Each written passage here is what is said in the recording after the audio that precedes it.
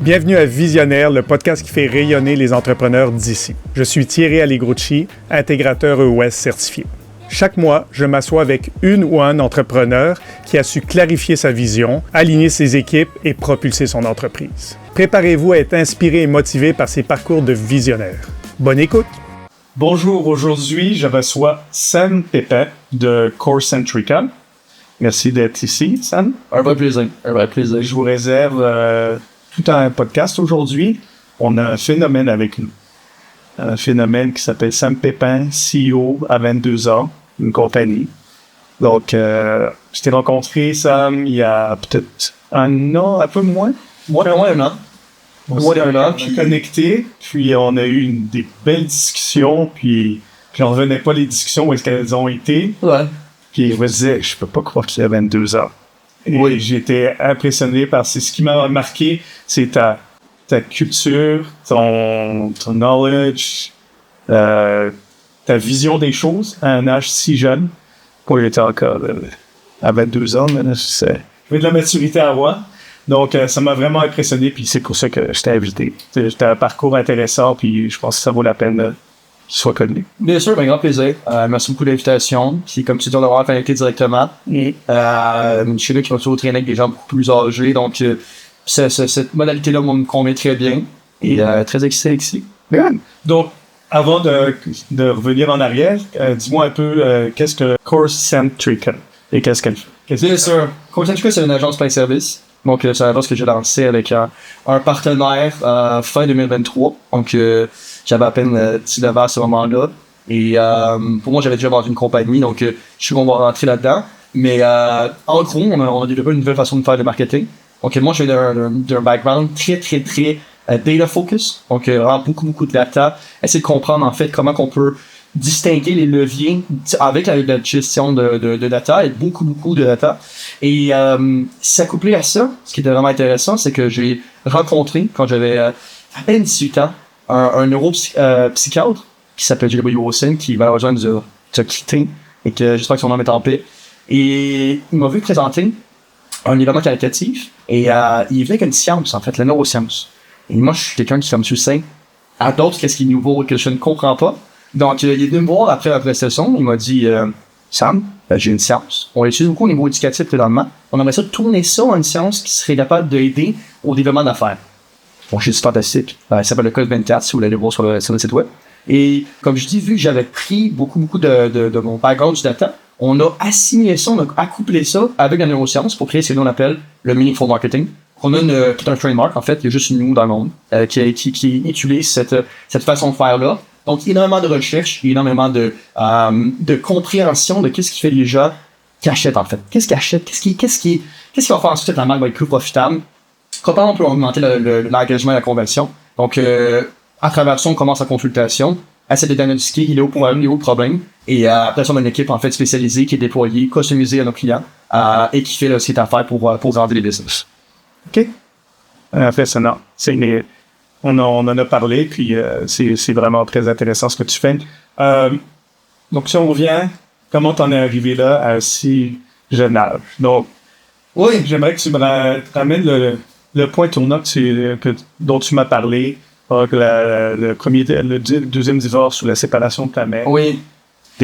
Ça a été des moments excessivement intéressants. Quand j'avais 16 ans, moi, j'étais un athlète. Donc, j'ai joué très haut au soccer. Et je suis aussi très fort académiquement. Mais le point tournant de ma vie, c'est vraiment mes 16 ans. Et j'ai subi une grosse blessure. Ma mère s'est divorcée, pas de mon père, mais du copain qu'elle avait par la suite. Et j'ai vraiment beaucoup perdu cette sensation-là de vouloir exceller de manière académique. Donc, c'est vraiment une sorte de point tournant parce que c'est la fin de la vie telle que je la comprenais. D'être bon à l'école, d'être bon dans le sport, que ma mère était en relation stable. Tout ça vraiment s'écroulait. Il y a eu des difficultés financières. Beaucoup de difficultés financières, en fait. Et pour pas rentrer trop dans les détails, les chiffres exactement, moi, personnellement, j'avais 16 ans, j'ai une soeur qui est plus jeune. Et on était dans une maison depuis très longtemps. Et malheureusement, cette maison-là, ma mère, qui est plus gros salarié que la personne qu'elle a quittée, elle devait donner des parts à ce monsieur-ci. Et ma mère voulait pas faire ça. Parce que c'est une maison qui signifiait quand même beaucoup pour nous. Donc, il n'y avait pas d'homme à la maison. Et j'ai décidé de regarder sur Facebook les posts d'emploi. Et j'ai trouvé un poste d'emploi comme appointment setter, donc ce que nous, beaucoup de font dans notre agence maintenant. Et c'était une compagnie à Chicago. Et j'ai appelé en fait cet employeur-là et je me suis présenté. Dans ce temps-là, je parlais beaucoup moins d'anglais. Évidemment, j'ai 16 ans, zéro expérience en vente, marketing, quoi que ce soit. J'ai une technique diététique, vraiment là, mais dans le champ complètement au nouveau domaine. Et j'appelle David, qui est un employeur. Et j'ai dit, il me demande si j'ai de l'expérience. Je dis non. Il me demande de quel âge. Je dis 16 ans. Il me demande, t'es-tu aux États-Unis? Non, je suis au Québec. Il dit, OK. Tu as lu l'annonce? C'est ça. Je dis oui, mais si tu donnes un change, je vais te donner un vendeur que j'ai jamais eu. D'accord? Qui est devenu quelque chose que je récite très souvent. Et je trouve cette confiance-là. La confiance en moi, ça n'a jamais été quelque chose de très difficile.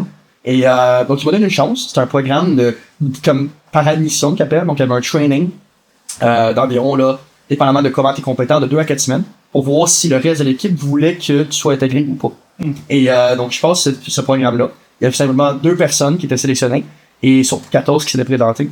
Et moi et la personne qui était devenue un bon ami honnêtement dans le programme, les 2 ont été ceux qui ont été sélectionnés. Et ce qui est vraiment intéressant là-dedans, c'est que là, tu as cette sorte de premier moment de jeu, c'est une bonne nouvelle, mais là, il y a tout à faire encore là. Encore, on était plusieurs dizaines de milliers de dollars en retard sur les chiffres qu'on devait avoir. Et la bonne chose, c'est que j'étais payé en US, donc la conversion m'a aidé certainement. Mais pour faire une histoire longue, courte, pour faire une histoire courte d'une histoire longue, ce qui est vraiment intéressant, c'est que le premier mois, j'ai fait 0 $. Et je le dis très souvent, ça ne fonctionnait pas du tout. Et David, qui était mon père à ce moment-là, au lieu d'être très concerné par mon âge, je pense des choses qu'on commence à accumuler là, quand même, les strikes, il m'a dit l'inverse. Sam, mon but, c'est que tu échoues le plus vite possible. Puis tu vas comprendre dans la vie qu'il n'y a pas un chemin pour la vie, le succès et un chemin pour l'échec. D'accord? C'est un seul chemin. Et le chemin de la vie, en fait. Et avant d'arriver au succès, tu vas avoir beaucoup d'échecs, simplement. Et donc, ça m'a vraiment changé ma vie, évidemment. C'est une personne qui croit en moi quand les odds was against me, on va dire ça comme ça. Et pour faire ça simple, encore une fois, je fais 0 $ le mois 2 et j'ai réussi à faire plus de 6 chiffres US dans les prochains 6 mois et de réussir à sauver la situation de mon côté. Ce qui m'a donné cette sorte de grande vague de bonheur-là. Pas pour moi, je te dis franchement. Très célèbrement, j'étais allé à la banque pour retirer l'argent. Et avec un duffel bag, un sac de voyage. Et j'ai demandé l'argent cash.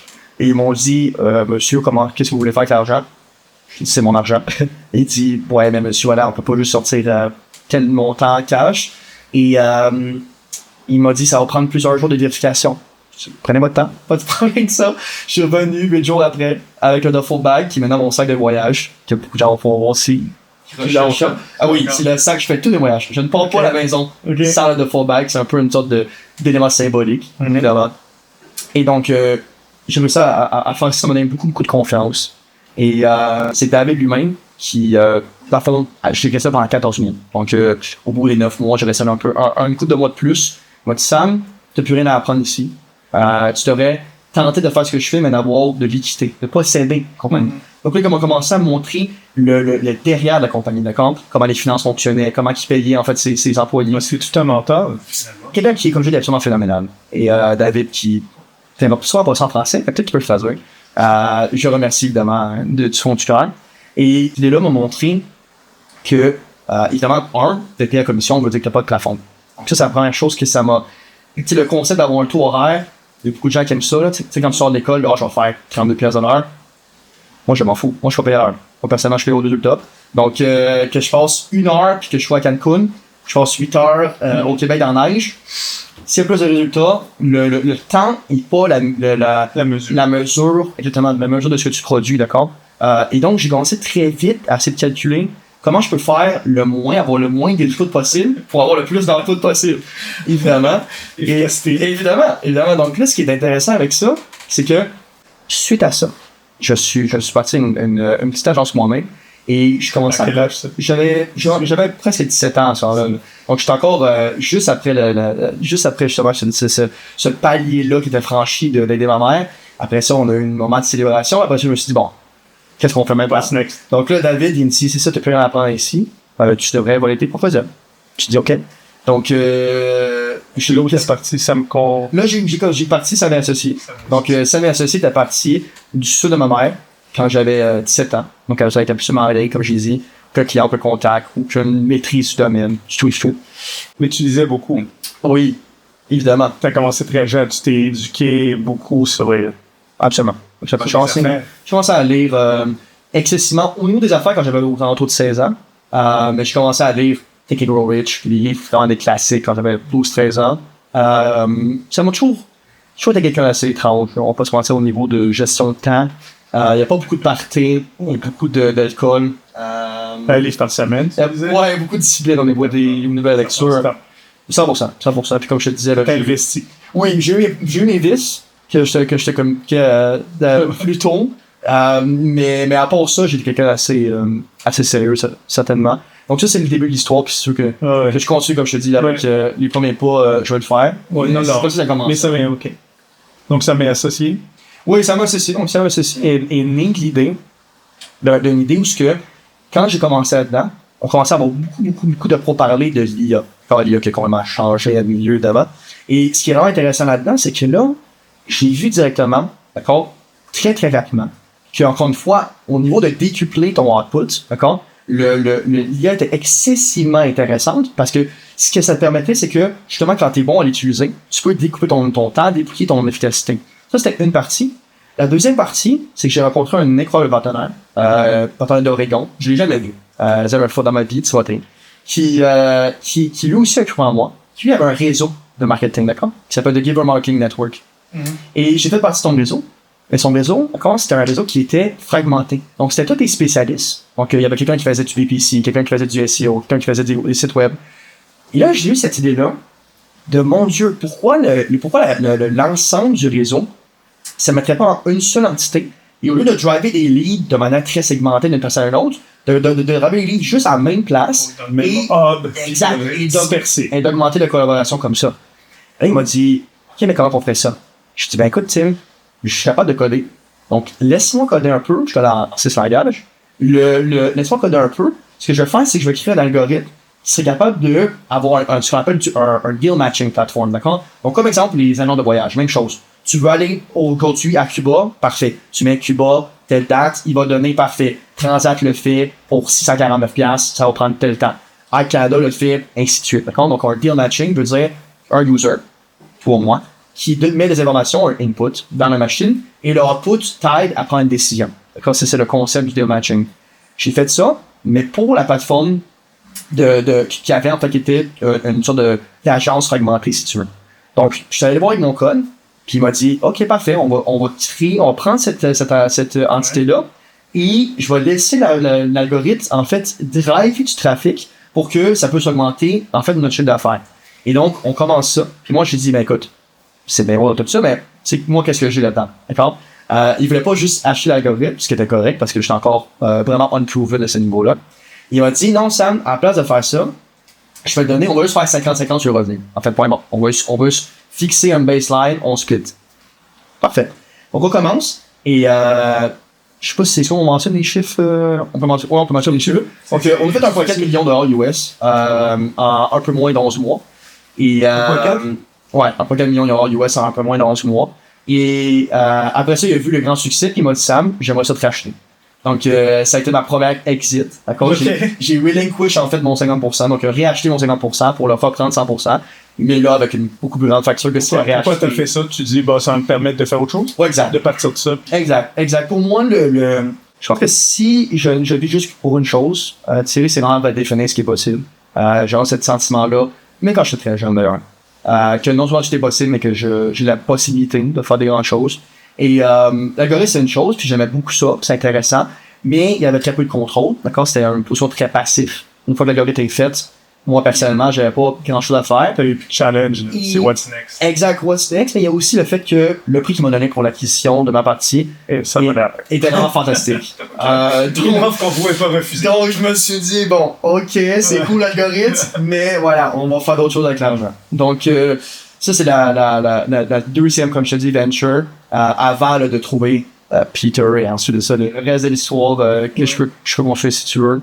Oui, justement, Peter, je l'ai rencontré, un être complètement différent de toi. Tiens. Vous faites un beau couple. Une personne très attachante. un anglais comme il aime le dire, du Old Hampshire qui habite maintenant au New Hampshire, aux États-Unis. Exact. Donc, nos bureaux sont au New Hampshire avec New Hampshire, c'est ça. La majeure partie de vos clients sont aux États-Unis. Oui, la majorité. Oui, c'est ça. La majorité de nos clients sont aux États-Unis. Tu parlais que tu vous avez fait une expansion. On a fait une expansion en Amérique latine. L'année passée, on était déjà très, très présents en Europe. Donc, on a des clients en Europe, là, le Acer, American Express, Sony, donc Philips. Donc, parle-moi un peu de cette combinaison entre toi et lui, et est-ce qui vous a amené à travailler ensemble? Ce qui m'a toujours fasciné, Thierry, c'est mon habileté à gérer dans quoi je suis très bon et dans quoi je suis très mauvais. J'ai beaucoup de défauts, là. Ceux qui se demandent, c'est un peu défaut.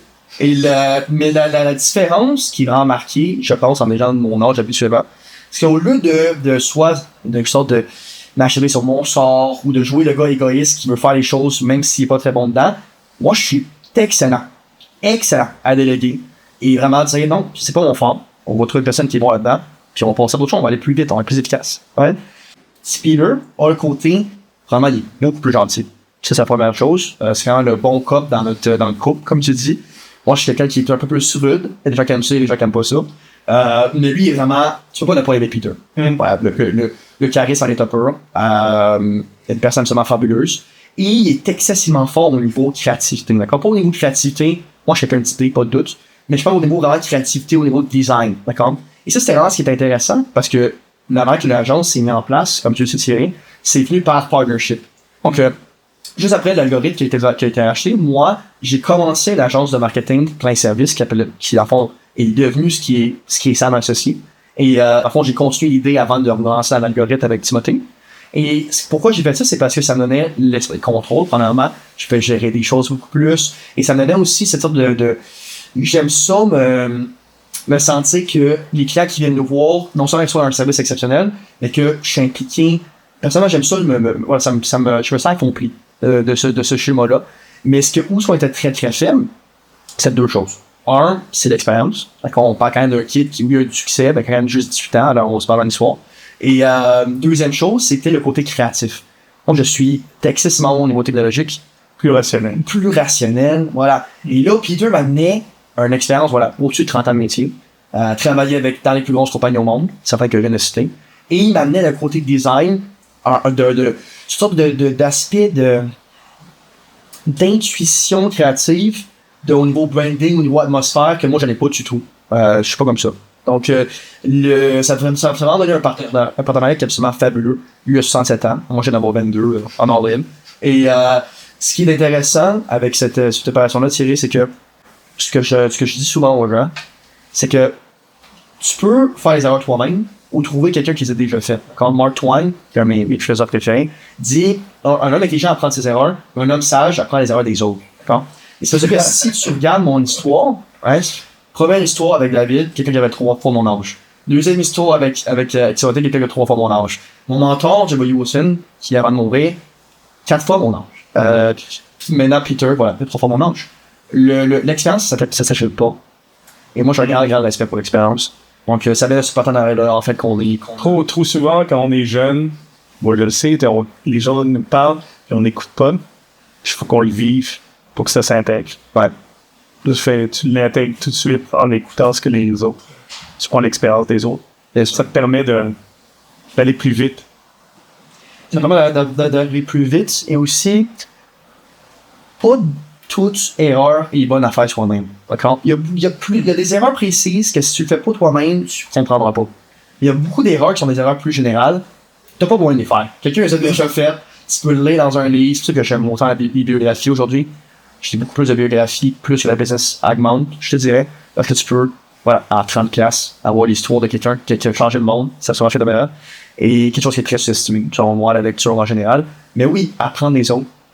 Comme tu dis, avoir cette compréhension-là que les êtres humains, on voit qu'on a 8 milliards. C'est un chiffre très précis, c'est un chiffre qui englobe un peu le ballpark, si tu veux. Au niveau de l'ADN, on est excessivement similaire, on est 99,99% pareil, mais assez différent pour avoir tous ces différents types de personnes.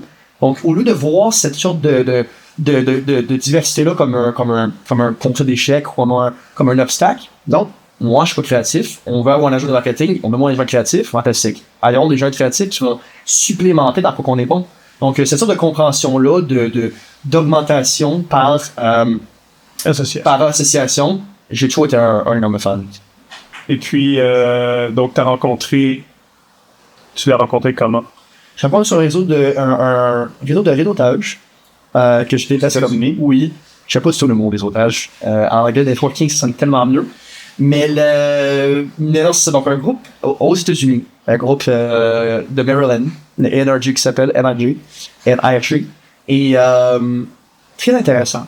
C'est un monsieur qui m'avait été recommandé moi une couple de fois, mais lui, j'avais été recommandé par 18-20 personnes. Et finalement, on s'est vu pour la première fois, il m'a parlé de son idée, puis il m'a dit, Sam, je crois que le monde est beaucoup plus technologique. Moi, je n'ai pas ça. La technologie, j'en vois. Toi, voilà, tu vois un monde où tu as besoin de cette acquisition-là d'expérience et d'assurer corporatif, un peu plus tout ce qui est avec ça. Donc, il y a chauffé, d'accord, avec sa voiture du New Hampshire, fait 3h30, 4h, pour me rencontrer à Montréal, au château de Saint-Avoise. Magnifique château, que je vois souvent d'ailleurs, qui va avoir des différents souvenirs. Des sessions souvent, là, il y a mon lieu des salles. C'est splendide. C'est beau, les planchers. C'est magnifique, avec le soldat là, qui t'attend, exact, dans la vie médiévale, à côté de la table ronde. C'est merveilleux. Puis donc, il est venu directement me voir en personne. Et ça a été un match made in heaven, comme on dit chez les Américains. Et j'ai beaucoup apprécié cette sorte de... J'ai beaucoup apprécié son énergie, comme tu le sais. Tellement, il y a 67 ans, donc il y avait... on dit 60 je pense que la première fois que je l'ai rencontré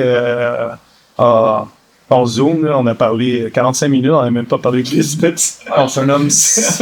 J'avais découvert un gars très sympathique, puis on jasait. Une sorte de boule d'énergie et de savoir-faire. Donc, c'est comme ça que ça a commencé, puis c'est une histoire qui s'est créée dans tous les jours. Excellent. Puis, où est-ce que vous voulez amener ça? Où est-ce qu'on veut amener ça? Ce qui est vraiment intéressant présentement avec le monde des agences, c'est que l'agence, c'est un des seuls modèles d'affaires, d'accord, que c'est excessivement bien au départ, et plus tu grandis, moins c'est bien, malheureusement. Parce que les marges se diminuent, tu vas plus de staff, évidemment, pour accommoder tes clients. C'est très, très difficile de demander un premium dans un monde où ChatGPT Pro coûte 20$. Donc, malheureusement, le modèle d'affaires, d'accord, d'agence typique, ça va pas dans la bonne direction. Ça, c'est pas une opinion, c'est un truc, ça donne un film au niveau data. Donc, le point étant que nous, de par l'évolution que j'ai mentionné de l'IA, je vais en mentionner encore plus aujourd'hui, parce que maintenant, c'est non seulement un aidant à la business, c'est le modèle agentique. Donc, le côté d'avoir une agence qui fait façade à un modèle d'affaires qui peut être déployé d'un fulfillment, en fait, qu'on appelle en anglais, qui est fait de manière agentique. Donc, moi, j'aime bien dire AI, Actual Intelligence, pas Artificial. J'aime bien cette sorte de compréhension d'accoupler l'intelligence humaine à l'intelligence artificielle, pas de vouloir la remplacer. Toutes ces choses-là que tu vois sur LinkedIn, c'est souvent très superflu et c'est pas le modèle qu'on a du tout. Ceci étant dit, l'IA, pour augmenter les ressources humaines, pour augmenter les capacités humaines, c'est fantastique. C'est vraiment splendide. Donc, nous, ce qu'on fait présentement, c'est que, puis on est déjà en mouvement de le faire, d'accord? Nos marges de profit ont augmenté de 12%, si on prend carton par carton, par le fait qu'on réussit à, être capable d'avoir notre gros département qui nous coûte très cher, c'est le département de recherche, d'accord? Donc, on a des recherchistes dans Core Centrica qui font que analyser des marchés très précis, des clients ou un set de clients de ICP, Ideal Client Profile, qu'on voudrait approcher, d'accord? Donc, il y a beaucoup de recherches. Mais il fut un temps où on avait 5 recherchistes temps plein à juste faire la recherche le marché, ainsi de suite. Aujourd'hui, on a juste 2, puis on a Claude, Promax, et c'est tout. Donc, voilà, on a sauvé, on m'a dit, mettons, 200 000 US en salaire. Et donc, comment Corsica va progresser, c'est par l'accouplement que la vraie décision business, la vraie, comment je peux dire ça? La vraie conclusion qui va être positive pour la majorité des gens, c'est pas l'humain ou l'IA, mais un accouplement. Donc, on appelle le AI Native Business. Vous devez taper ça sur votre LinkedIn, vous allez avoir plein de gens qui parlent de ça. C'est là qu'on s'en va. C'est vraiment de créer un modèle d'affaires qui peut nous rendre plus lean et qui peut rendre le modèle d'agence plus soutenu à moyen long terme. Qui ça? Et as-tu d'autres projets? Bon, l'expansion à l'Amérique du Nord, à l'Amérique du Sud, excuse-moi, l'année passée. Mais là, t'es allé le Charlet. Là, il n'y a plus vraiment de distraction. Il n'y a plus de distraction. C'était une des conditions de ton association avec lui, right? Ouais. De te concentrer. Oui, de me concentrer, évidemment, de me concentrer pleinement.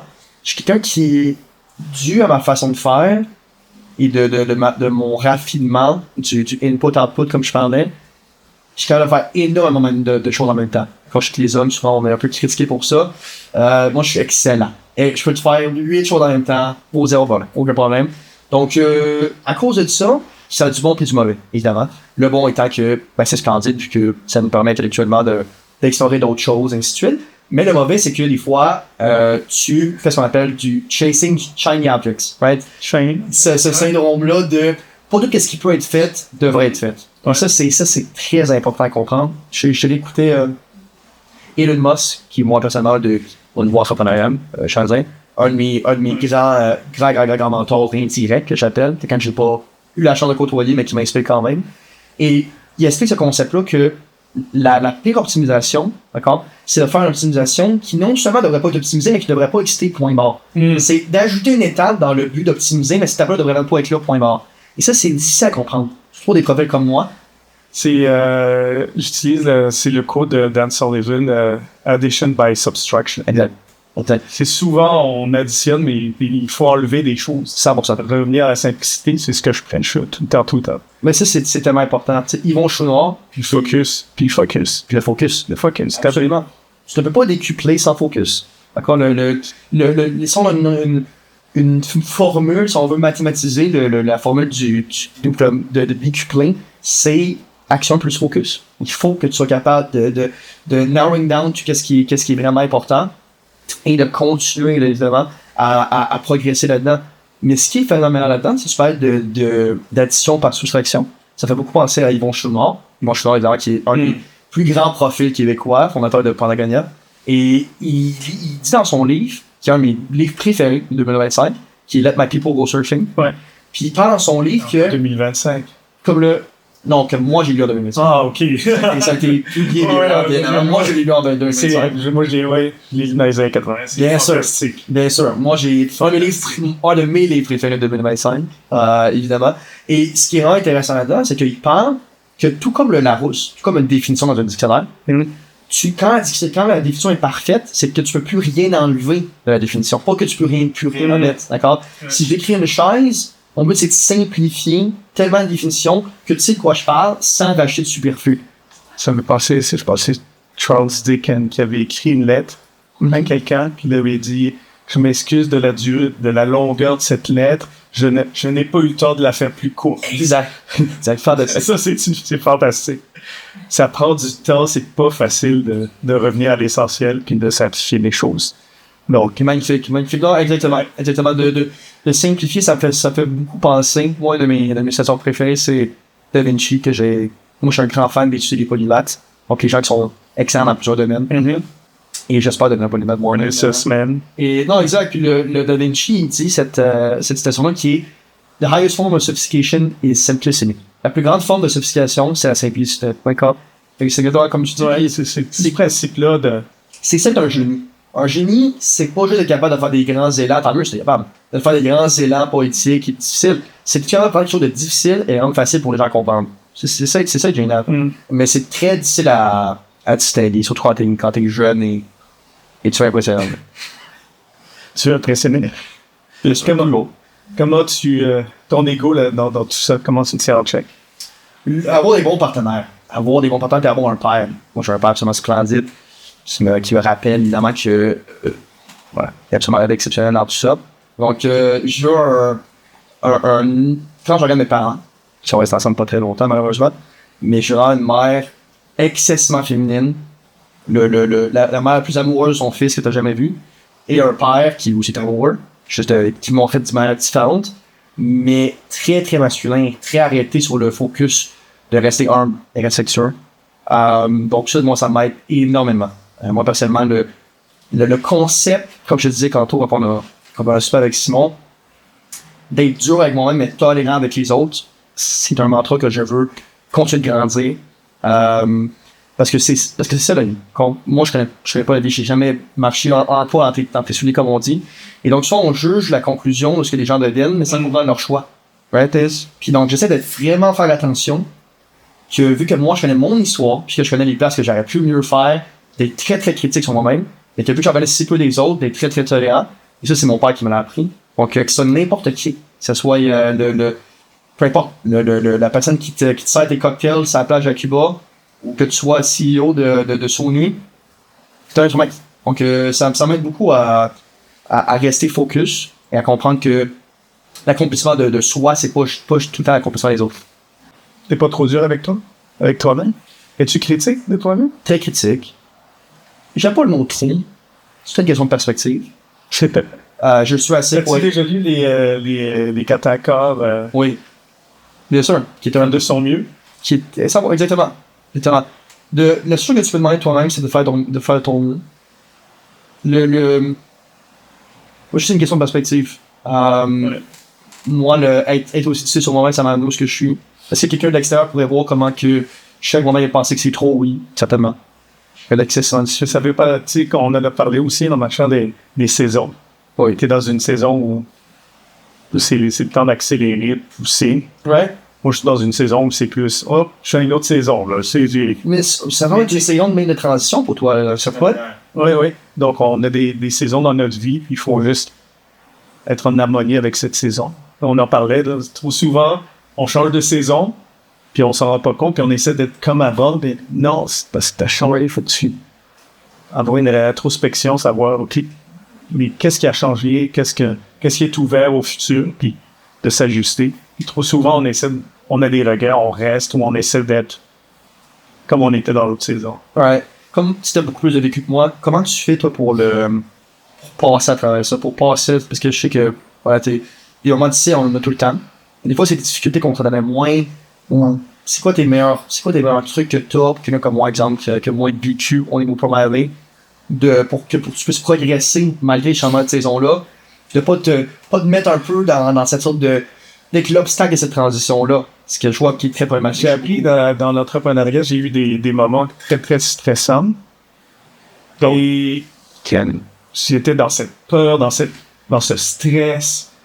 Puis à répétition, à un moment donné, je disais, ça n'a aucun bon sens. Là, on faisait des équipements qui allaient sur des chantiers, tout ça. Puis chaque fois qu'on avait les appels d'un client, il y a un problème avec tel équipement, mon niveau de stress montait. Parce que je savais les dollars impliqués, là, c'est dans une centrale thermique, t'as un petit équipement qui peut tout faire arrêter.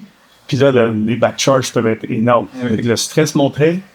Puis avec le temps, je me suis dit, pourquoi tu t'énerves? Puis la dernière fois que ça arrivé, on a réglé. Puis on est encore vivant. Tout le monde est vivant. L'entreprise est encore là. Puis là, je me mettais, quand il y a quelque chose qui m'arrivait comme ça, je me projetais dans le temps. Je me projetais dans 6 mois, 1 an. Puis je me disais, à quoi ça va ressembler? Puis là, ça me calmait. Il est encore là. Mais il va continuer. Deal avec ça. Puis ça baissait mon stress. Bien sûr. Fait que c'est de prendre une pause puis de relativiser. De contempler. Ouais. Marcus Aurelius. Truman Walker. Une citation, je dois avoir lu. Ouais, méditation. 26 fois. Et contempler. Contempler. Tu ne sais jamais aussi bien qu'on pense, jamais aussi mauvais qu'on pense. C'est juste comme ça. C'est juste comme ça. On est très très bon à extrapoler. Excellent à extrapoler. Moi, ça m'a beaucoup pensé. des suppositions, mais dans les accords de Tolkien peut-être que j'ai lu, c'est accord. C'est toujours. Pour rien prendre de personnel. Puis, c'est comme tu dis, d'accepter que c'est ça qui se passe. C'est ça qui se passe. Ce qui se passe extérieurement, ça n'a aucun rapport avec le fait que t'es une autre personne, que t'aspires à l'aide, ou que ta valeur interne, d'accord, d'avoir le moins graveuse avec la direction externe que les autres pensent, qu'est-ce qui se passe présentement. C'est beaucoup penser à McGregor, avant qu'il, se fasse le porter sur son yacht Lamborghini, qui disait dans une entrevue, qui est absolument splendide, qui disait, si tu vis dans le passé, tu vis dans le regret, si tu vis dans le futur, tu vis dans l'anxiété.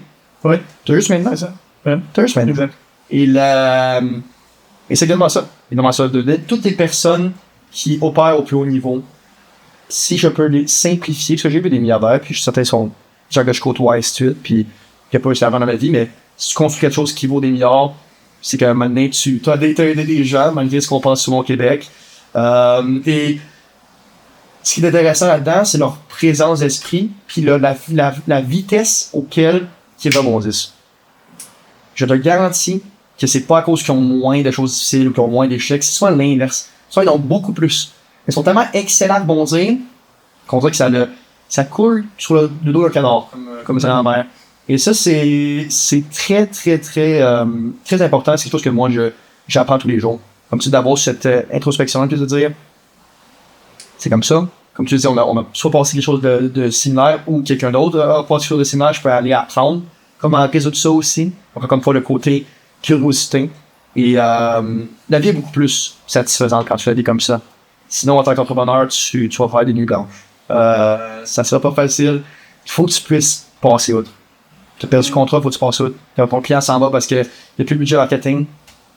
Tu piles dans un nurturing campaign, puis tu reviens. Tu ne laisses pas ça sur un travail, par exemple. C'est quelque chose que j'apprends moi aussi, puis je dis à mon équipe tout le temps. Le non, puis ça dépend de quel contexte. Le consentement, c'est important. Regardez ça en fait. Ceci étant dit, le non, c'est pas toujours final. D'accord? Surtout en affaires. Même si c'est très rarement final. Il y a beaucoup de gens que nous, sur des cas maintenant. C'est non, mais pas tout de suite. Souvent, c'est pas tout de suite. C'est souvent une question de timing. Donc, c'est une question aussi de comprendre qu'aujourd'hui, on est tellement dans un monde qui nous bombarde, que qu'est-ce qui prenait 5, 6, 7 touchpoints, au lieu de ça peut être 28, ça peut être dépendamment si c'est dans le médical, là, tu fais du B2B médical. Contre ça prend 12 mois, 40 touchpoints. Attends-toi pas que tu veux avoir une conversation sur un coin de table, puis tu vas signer un contrat de 120 000. Ça va arriver. Mais contre, tu penses que c'est une exception. Ouais. Et donc, c'est important ça, de se rappeler de ça dans notre vie aussi. Combien de touchpoints que tu fais avec toi-même, mais combien de touchpoints aussi que tu fais avec des choses qui sont importantes. Ton équipe, tes éléments clés qui font rouler ta business, tes relations. Donc ça m'aide beaucoup aussi à saisir que pour reprendre une autre situation, le gazon qui est plus vert ailleurs, il est plus vert où que tu l'arroses. C'est bon. Good. Bon, on a dévié un peu. C'est ça que j'aime de nos discussions, ça va toujours du côté philosophique. Alors, je vais te demander des questions de ma feuille, comme je fais d'habitude, sur mes invités. Donc, quel est ton super pouvoir, chef? Comme j'ai dit auparavant, mon habileté à discerner dans quoi je suis excellent, dans quoi je suis pas excellent et trouver cette aide nécessaire-là, c'est de loin ma plus grande force. Je pense qu'il y a le côté intellectuel aussi, qui peut m'entrer dans mes plus grandes forces, certainement, au niveau de pouvoir gérer beaucoup d'informations et d'en faire sens. Mais si je m'en regarde juste une, c'est vraiment à quel point je suis bon à saisir qu'est-ce qui est nécessaire pour qu'il y ait du succès. Qu'est-ce que moi j'ai à amener pour qu'il y ait du succès, qu'est-ce que je n'ai pas. Qu'est-ce que tu n'as pas. Et trouver ce qui m'entoure pour pouvoir y arriver. Excellent. Si tu avais à garder une seule habitude ou discipline, qu'est-ce que ce serait? Bon, pour moi, c'est l'activité physique. Moi, c'est le sport. Moi, personnellement, je suis quelqu'un qui est très rigide. Je suis sur l'air de ça d'ailleurs, donc c'est pas surprise. Mais surprise. Mais je suis quelqu'un qui me lève tous les jours, 5h du matin, s'en va au gym, revient du gym à 6h15, et je prends une douche. Ma femme me sert à déjeuner. Ce qui est merveilleux, je trouvais pas une femme. Je suis en train de la bâtisse. Si vous voulez une autre grande qualité d'un homme qui va loin, derrière chaque grand homme, il y a une grande femme. Très important. C'est important. Et donc, de continuer là-dedans, d'avoir cette... la discipline vient, à mon avis, la discipline souvent vient d'une confiance et d'un amour de soi. Et ça vient de preuve de compétence. Ça vient que quand tu dis quelque chose, tu le fais. Et que quand tu... Par toi-même, je parle pas avec les autres. Parce que avec les autres, il y a souvent une autre raison pourquoi tu le fais. Tu vas pouvoir gagner le contrat, tu vas gagner de l'argent ou de la validation des autres. Moi, je parle purement pour toi. Quand il n'y a rien à gagner autre que ton bien-être, est-ce que là, t'es là? Est-ce que tu show up? Et ça, c'est très important. Donc, je dirais le sport, ça me garde un esprit sain dans un cas. Meilleur conseil qu'on t'ait donné? Beaucoup. Évidemment. J'en prends un qui m'est donné récemment. Quelqu'un qui m'a dit, Sam, t'es pas en avance, t'es pas en retard, t'es exactement où tu devrais être. T'es exactement les challenges que tu devrais avoir. T'es exactement cette compréhension-là, encore une fois. T'es pas le présent. Non seulement le présent, mais d'avoir cette idéologie-là d'acceptation radicale de ce que la vie te fait subir. La vie, comme Nietzsche disait, c'est souffrir. Être en vie, c'est souffrir. Et être en vie, c'est un cadeau, évidemment. Donc, tu ne peux pas choisir, à mon avis. Tu ne peux pas choisir d'avoir la gratitude envers juste une partie de ta vie. Non. Ta vie est entière, d'accord? Donc, tu dois avoir la gratitude pour quand ça va pas bien. Tu dois avoir la gratitude quand tu penses que tu l'as été mais que tu l'as pas eu. C'est ça la vie. Donc, de penser que tu es exactement où ce que tu dois être, ça m'enlève beaucoup de stress. Et ça me donne cette idée-là où ce que la vie, non, elle n'est pas parfaite, mais la vie que moi je construis va être basée sur plus que cet aspect-là Cendrillon. Ça va être basé sur du fait qu'il y a eu des difficultés, on a passé à travers. Et vraiment, ça rend juste l'histoire meilleure aussi. Ouais. Donc, ça, c'est un des récemment qu'on m'a donné qui rend changeable. Un livre que tu as recommandé au moins 3 fois. Business? Oui, business. Personnellement, je lisais beaucoup de self-help quand j'étais plus jeune. Maintenant, comme je disais, j'ai beaucoup de biographie et plus de philosophie, mais ça va changer. Si j'avais nommé un seul livre business, il y en a vraiment plusieurs. Si je fais plusieurs, une couple? Deux. Juste 2, 3. Je dirais de 0 à 1, Peter Thiel. Ça m'a fantastique. Je dirais, moi, je considère ça un livre business. C'est un classique, la Think and Grow Rich, Napoleon Hill. Si t'as pas lu ça, lis ça maintenant. Think and Grow Rich, c'est absolument exceptionnel. Moi, le livre, à part la Bible, qui a le plus grand impact sur ma vie de très loin. Et troisièmement, je dirais un livre qui, moi, me fascine et que je suis vraiment un énorme fan, c'est la biographie d'Elon Musk par M. Isaac. Ça fait qu'il est très très célèbre pour faire biographie. Pour faire celle de Einstein. Bien sûr. Moi, j'ai lu celle de Da Vinci, j'ai lu celle d'Einstein, mais celle d'Elon Musk, tu peux lire ce livre-là et pas penser que tout est possible. Et c'est pour ça que tu devrais le lire d'ailleurs. Et phrase que tu dirais au début de ton aventure? À 16 ans? On n'a pas parlé beaucoup de l'aspect spirituel, donc je vais citer un passage spirituel qui est un passage préféré, qui est un Romain. Romain 14,7, je ne me trompe pas. Mais les souffrances de notre présent ne peuvent pas se comparer à notre future gloire. Je pense que c'est extrêmement important de comprendre que encore une fois que la route qui va te mener où tu vas être, il va y avoir des échecs sur cette route-là. D'accord? Souvent, ce qu'on voit, puis malheureusement, c'est entraîné à l'école, c'est très triste, mais c'est soit tu passes, soit tu passes pas. La vie, c'est pas ça. La vie, c'est pas un moment still, c'est un examen, puis que si tu l'as pas maintenant, dans cette heure-ci, tu passes pas à la prochaine étape, non. La vie, tu vas te tromper, j'espère que tu vas apprendre, ou soit tu vas te tromper encore, et tu vas te tromper, et te retromper, et des fois, tu vas travailler, mais pour rien. Et des fois, je rappelle au début de la business, 4, 5, 6 mois, 0 $. 0 $. Quelque part. Non, c'est ça, mais il faut que tu comprennes exactement.